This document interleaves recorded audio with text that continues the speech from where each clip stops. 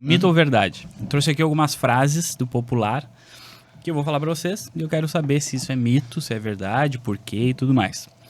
Thaís, dietas muito restritivas são mais eficazes para resultados rápidos? Sim ou não? É mito. Claro, Por quê? assim, ó, se a gente pensar... depende do quanto é uma dieta restritiva, né? Isso é uma coisa que é bem importante, sim, de considerar. Muito restritiva ali, como tu falou. Até pode ser que Muito tenha... restritiva, vamos trazer aquela pessoa que viu a dieta lá na internet, a dieta do ovo, dieta do não sei o quê, dieta, aquela clássica que eu vou comer, sei lá, 700 calorias a dia para emagrecer. Realmente pode ser que tenha ali um resultado rápido, né?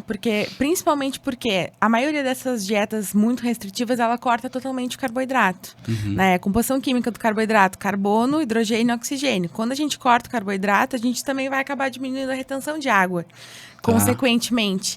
Então, essa perda de peso inicial, ela vai ser de água, vai ser de retenção, né? Então, tu vai ficar murcho, assim, né? Então, pode ser que haja uma perda de peso, mas perder peso não significa emagrecer, né? Emagrecer é a perda de gordura, massa de gordura corporal. Então, pode até ser que faz por uma semana, tu vai ter uma diminuição na balança rápida, mas isso não significa que foi uma perda de gordura.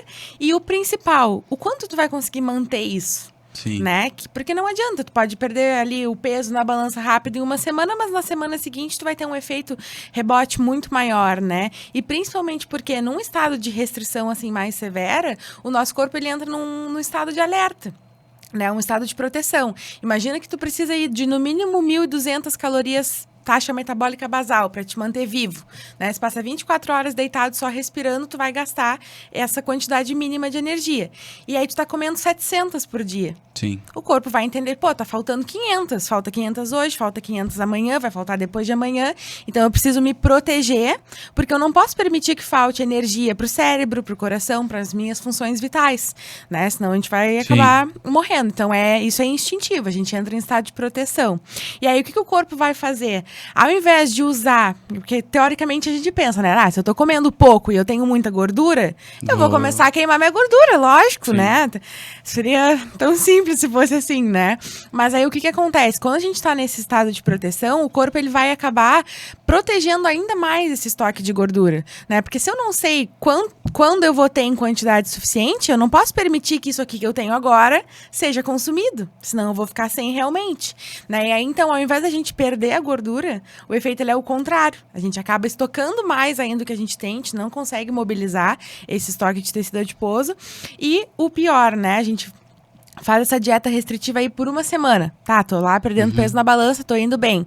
Aí chega no final de semana, eu tenho uma ocasião social, um aniversário, ou só tô nessa restrição extrema. E o que o teu corpo ele vai sinalizar? Ele vai o tempo todo tá te pedindo ali por mais energia, né? Não tá suficiente, eu preciso em quantidade suficiente. Daí tu vai começar a aumentar a tua fome. E aí vai chegar um momento onde tu vai extrapolar, tu vai comer. E no momento onde tu vai comer, dificilmente nesses contextos é exagerar comendo fruta. Sim, né? Tu vai comer doce, tu vai comer chips, tu vai comer lanche, tu vai comer pizza, tu vai, né, chocolate. E aí, então, são coisas hipercalóricas, né, com muita gordura, muito açúcar. No contexto metabólico que o corpo tá, ele vai acabar retendo mais tudo isso. Porque se eu venho numa restrição extrema e não tenho em quantidade suficiente, tô aqui no meio dessa abundância, eu preciso guardar isso tudo. Né? Então, a gente vai estocando cada vez mais. E é nisso que acontece o famoso efeito rebote, né? Onde a pessoa perde inicialmente, mas depois ganha e, na verdade, acaba ganhando mais ainda, né? Porque o corpo ele precisa se proteger, né? E aí, a questão também que vai reduzindo aos poucos, né? Isso é uma coisa muito lenta, mas o corpo vai tentando fazer com que essas 700 calorias se tornem suficientes. A tua base, então, né? o metabolismo, aos pouquinhos, ele vai se tornando um pouco mais lento. Claro que não é uma coisa como se fala na internet, que meu metabolismo não funciona assim, né? É mais difícil para diminuir tanto a velocidade de metabolismo, mas é um processo adaptativo. Então, é mito. Então, é mito total, total. Fernando, treinar em jejum acelera a queima de gordura? Bah. É que eu vejo os dois lados daí, né? Pra mim, na minha visão. O lado de treinador, de pessoas que querem só treinar, ter uma qualidade de vida, não é necessário. Não é necessário porque tu precisa de alimento para fazer exercício, tu precisa de energia para fazer exercício físico com qualidade. Tá? Tu precisa ter energia para treinar. E se treinar comigo, o treino vai ser bem puxado. Então, por favor, se alimente. Já pelo lado de atleta, às vezes é necessário. Às vezes é necessário, tu vai ter que sofrer, porque, por exemplo, no lado do... É outro objetivo, É outro né? objetivo, é outro objetivo. Mas pelo lado de professor, não aconselho meus alunos, sempre tem uma alimentação bem razoável, o café da manhã é bem semi-generoso, a Thaís que faz geralmente, então então eu sei que é tranquilo. E na parte de atleta, sim, porque o objetivo é um só. Por exemplo, lá do fisiculturismo e do Gil. No Gil, a gente pesa de kimono. Né? O kimono geralmente pesa 1,5 kg, 2. E no meu exemplo, eu peso 82... Não, agora eu tô com 89. Mas de luta é 80. Eu tenho que estar com 80 quilos. Mais 1,5, 2 quilos do kimono. Entendeu? Entendi. Então eu tenho que estar abaixo. Eu não posso cometer o erro de chegar lá, perder toda uma preparação. Para fazer... como é que se fala? Pra jogar fora o meu trabalho todinho daquele tempo todo, entendeu? Depois, no fisiculturismo. Fisiculturismo é loucurado. É loucurado porque tu já vem de um booking que excede o que tu precisa. Muitas vezes, tu vai ao teu limite de comida. Tipo, sobrepõe ali... Eu também compito na 80 quilos na bodybuilder e na classic, e eu já fui a 112 quilos. Caramba. E depois baixar para 80. Então não é uma coisa saudável para uma pessoa. Pra uma pessoa. A vida muda de atleta total, e depois, para aquele objetivo. Quando tu vem baixando a comida, tu vem baixando a comida mesmo. Tipo, tu vem no comecinho ali dos 100 aos 90, é tranquilo. Mas depois tu chega dos 90 pros 80, filho, tem que cortar mesmo, porque teu corpo não vai largar aquela comida porque ele acha que tá te matando. Sim, como ela tudo explicou. que ela tava falando antes, né? Tudo que ela tava falando. Então ali é sacrificante. Eu me lembro no meu último campeonato, eu não era casado ainda, morava só eu e meu gato, né? E eu tava assim no último dia da preparação, eu tava deitado na cama assim, tipo, tremendo de frio, tipo, enrolado assim, tipo, sem gordura nenhuma, e falava assim, mano, chegou a minha hora e só meu gato vai me ver. Só meu gato vai me achar aqui, ninguém vai me achar aqui. E foi isso aí, tipo, bati o peso, certo, assim, mas é sacrificante, tua cabeça buga, tu fica estressado, falta de comida, falta de água, e assim vai. Então, não posso dizer que é mito, mas não posso dizer que é verdade. Sim, depende do contexto. Depende do contexto. Entendi. É amplo. Legal. Thaís, suplementos esportivos podem substituir uma alimentação equilibrada?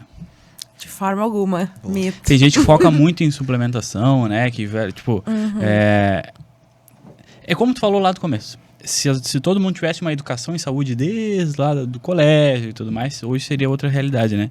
Mas como que é essa questão assim da suplementação? A gente consegue substituir algumas coisas? Não? É só para casos específicos? Como é que funciona? Vai depender muito, né? Mas a suplementação ela tem um papel bem importante, né? Principalmente assim, pensando... Hoje em dia, suplementos que mais têm evidência científica, né? A creatina é um suplemento muito bom. O whey protein, né? É um suplemento legal que é bem utilizável, assim, no dia a dia para pessoas de forma geral. E basicamente são esses, assim, depois mais específico a questão de atleta ali, um pré-treino, então uma cafeína, uma beta-alanina, né, alguns aminoácidos que a gente pode utilizar, mas de forma geral a alimentação ela consegue suprir todas as nossas necessidades, né, uma alimentação equilibrada, adequada em quantidade e qualidade, né, a gente consegue suprir tranquilamente o que a gente precisa de nutrientes, de proteína, né, que é uma coisa que hoje em dia está muito em alta, tudo é proteico, né, agora ultimamente lançou aí de uma marca um milkshake proteico. Então eles foram lá, a mesma composição. Sim, só e botaram proteína. Diferente. E aí estão vendendo isso como algo, uma contenção de danos, algo mais saudável, né? E a gente sabe que não funciona bem assim. Sim. Mas a suplementação, ela pode ter um papel legal dependendo da rotina da pessoa. Então, por exemplo, uma pessoa que tem uma rotina mais corrida, né? Que trabalha daqui a pouco um CLT, que não tem uma copa no lugar para fazer uma refeição mais completa, não tem onde aquecer, não tem uma geladeira que possa armazenar. Ela pode usar, por exemplo, um whey protein ali no intervalo, misturar numa fruta, para suprir o momento ali daquela refeição, né? Como essas bebidas lácteas proteicas que tem bastante hoje em dia, né? Com 15, 20 gramas de proteína, são recursos, barrinhas de proteína. Então tu diria que, não sei, tá? Mas tu diria que o suplemento, pensando no whey principalmente, né? Ele se torna mais um facilitador pro dia a dia? Com certeza. Com certeza. Exatamente isso, assim, porque a base da alimentação sendo saudável, a gente consegue ter tudo que a gente precisa. Mas a gente pode usar como realmente isso, um facilitador, um recurso, né? Então, isso que eu falo, a questão lá das boas escolhas, né? Eu digo para os meus pacientes, geralmente, assim, e eu, particularmente, prefiro 1000 vezes a comida, né? A comida, ela, de forma geral, ela vai ser muito mais volumosa, né? Ela vai ter uma densidade energética muito menor. O que significa isso? Pensa assim, 2 caixas de papelão do mesmo tamanho, as duas cheias. Uma cheia de algodão e a outra cheia de chumbo. A caixa que é cheia de algodão, ela é muito mais leve do que a caixa que é cheia de chumbo, apesar delas terem o mesmo tamanho, a mesma exato. Né? Então, é mais ou menos esse o conceito de densidade calórica. O algodão tem uma densidade calórica muito baixa, né? O chumbo tem uma densidade muito alta. E com os alimentos funciona assim. Então, por exemplo, as frutas, os vegetais, as fibras, de forma geral, arroz, feijão, né? A maioria desses alimentos mais da natureza, vamos dizer assim, eles têm uma densidade calórica muito baixa. Então, são coisas que tu pode comer numa quantidade maior que vão ter poucas calorias. Agora, se a gente pegar, por exemplo, os alimentos ultraprocessados de forma geral, em sua grande maioria, numa porção muito pequena, tem muito mais calorias, né? Então, esse volume para o nosso cérebro faz muita diferença, né? Por exemplo, uma barrinha de proteína, que vai ter ali 20 gramas de carboidrato, 12 a 15 gramas de proteína, tem em média 200, 250 calorias, essas das marcas mais vendidas, assim. Com 250 calorias, a gente faz uma baita refeição com iogurte, aveia, frutas, sabe? Que vai ser tão completa quanto... E entra muito no comportamento, né, da pessoa, porque, tipo assim, eu, por exemplo, a minha família toda é obesa, tá? E o rolê é ficar comendo. É ficar beliscando, entendeu? Sim. E isso vai totalmente, né? Ter esse conhecimento, assim, facilita demais o claro. dia a dia, né? E é bem isso, assim, às vezes o problema nem é tu beliscar, mas às vezes é exatamente isso, é a escolha. O que eu vou comer ali, né? O que eu poderia dar uma melhorada aqui nesse contexto que vai fazer com que eu me sacie mais, né? Porque muitas vezes o que a gente acaba beliscando são mais fontes de carboidrato. Sim. De forma geral, né? Então é um biscoitinho, um chips, né? Ou às vezes um amendoim, que já é mais gordura, mas de forma geral são coisas nesse sentido, né? E aí o que é o carboidrato? Ele é uma fonte de energia muito rápida para o nosso corpo, né? A glicose, aí tu que é enfermeiro sabe bem. Então tu vai consumir de forma muito rápida e isso vai para tua corrente sanguínea. Então vai fazer um pico de glicemia. Então tu come ali, tu belisca, isso vai para tua corrente sanguínea e faz um pico. O corpo num estado normal vai produzir a insulina, vai absorver essa glicose para dentro da célula e vai ter uma leve hipoglicemia. Quando tem essa leve hipoglicemia depois, e aí, claro, vai depender do tipo de carboidrato, né? Quanto mais simples, um açúcar mais refinado, e quanto maior a quantidade, maior o pico, maior a queda. Então, quando tem essa queda, o que o corpo sinaliza? Tem baixa energia circulante, estou hipoglicêmico. O que eu preciso? Comer mais? Preciso de energia, né? Sim. E aí a sinalização vai ser para fome. Então, por isso que às vezes tem pessoas que dizem, mas eu como 2, 3 pães e meia hora depois eu tô com fome. Pra mim, eu percebo isso muito com macarrão. Pô, tu come um pratão de massa, parece que meia hora depois tem um buraco no estômago. E é por isso, nada mais do que respostas fisiológicas, né? Então, por isso que eu falo, assim, a questão de fazer a pessoa entender isso. Então, tu é uma pessoa que que tem falta de vontade, ou que é indisciplinada, ou que... Não, tu só talvez não conheça como o teu corpo funciona.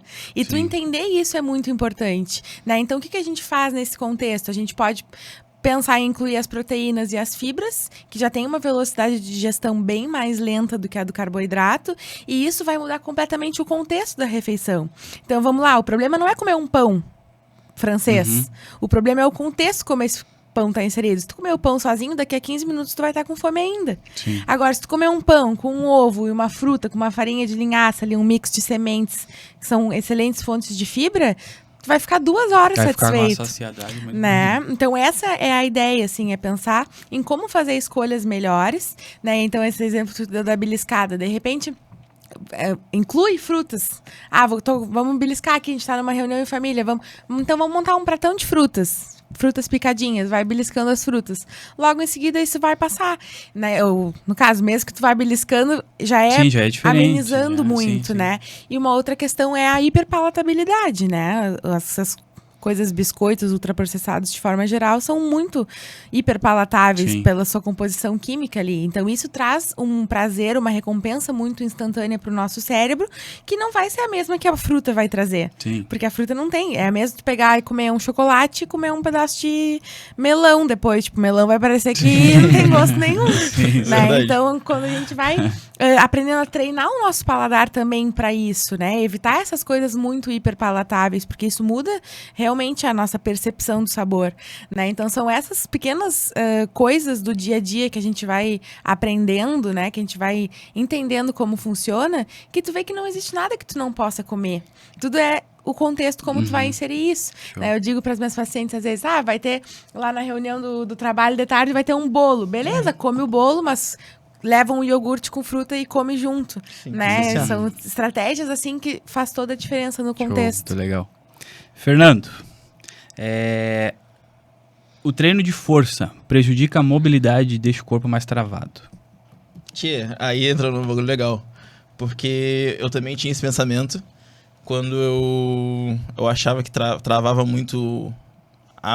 Por exemplo, eu faço duas coisas que não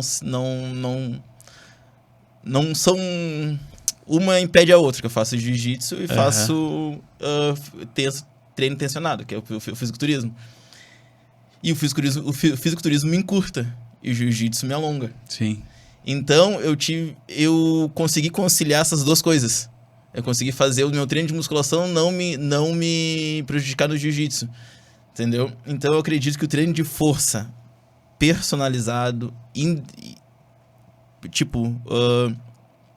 pensado no atleta por exemplo, no atleta de um ginasta. Tá. Ele faz muito treino de força, gente. Muito treino de força. Bizarramente. 10 vezes, eu levanto muito peso. Só que é particular daquele atleta o tipo de treino dele pra conseguir fazer uma argola. Sim. Pra fazer um cavalo. Pra fazer uma barra. Entendeu? Mas o treino de força tá ali. Então é muito de treino específico. Entendi. É totalmente um treino diferente de uma academia. O treino por exemplo, o treino de atleta de ginasta, corredor. Corredor também faz muita força, mesmo eles tendo que ter um biotipo, vamos dizer, corredores de elite, assim, o meu cunhado mesmo. Meu cunhado, ele é corredor de elite, tá? E nesse momento ele tá correndo 21 quilômetros, eu acho, né? 21 quilômetros em alto nível. Só que o treino dele de força é bizarramente forte. Porque ele tem que ter aquela força, aquela pisada forte no chão pra conseguir manter aquele ritmo dele. Entendi. Entendeu? Assim como o pessoal do Gil ali, eles fazem muito treino de força de explosão. 200 quilos no supino. Peraí, desculpa. 200 quilos no supino. Só que é um treino com explosão. É um treino de 5 a 6 repetições com tua força máxima. Entendi. Entendeu? Já que o treino resistido, tu vai fazer ali... Eu não acredito muito naquela ideologia de 3 de 15, 4 de 12, 4 de 20. Não, a gente vai jogando em cima da transformação do teu corpo. Eu acredito que tu consiga fazer 10 repetições com X cargas. Então, vamos dificultar um pouquinho, baixar para 8 e fazer com 2 placas a mais. Entendi. Tá? Pro teu corpo sentir o estresse do trabalho. Porque se tu ficar acomodado muito tempo numa série de repetições, teu corpo entra em platô. Ele não vai... Tu vai evoluir, tu vai criar densidade muscular, tu vai evoluir ali dentro. Mas o linear, que tu podia evoluir muito mais rápido, forçando ele a fazer uma coisa que ele não quer fazer, vai ser muito, muito mais investido, entendeu? Muito mais aproveitado pelo organismo.